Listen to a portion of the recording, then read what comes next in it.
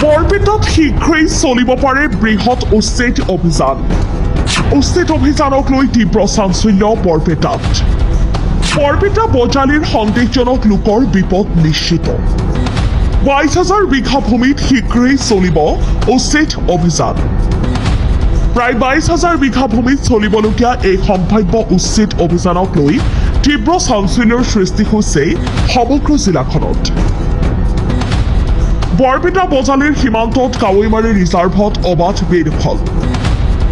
সূত্ৰ অনুসৰি বেদখলী ভূমিৰ তথ্য ইতিমধ্যে সংগ্ৰহ আৰু সাজু কৰি তোলা হৈছে। চৰকাৰী ভূমি দখল কৰি থকা কোনো লোকক ৰেহাই দিয়া নহ'ব বুলি কঠোৰ সকিয়নি প্ৰদান কৰিছে বিধায়ক ধৰ্মেশ্বৰ ৰয়ে। তেওঁৰ মতে কাৱৈমাৰী ৰিজাৰ্ভৰ প্ৰায় 22,000 বিঘা বেদখলী ভূমি উদ্ধাৰৰ পিছত সেই স্থানত গৰুখুটিৰ আৰ্হিত চৰকাৰী উন্নয়নমূলক প্ৰকল্প গঢ়ি তোলা হ'ব।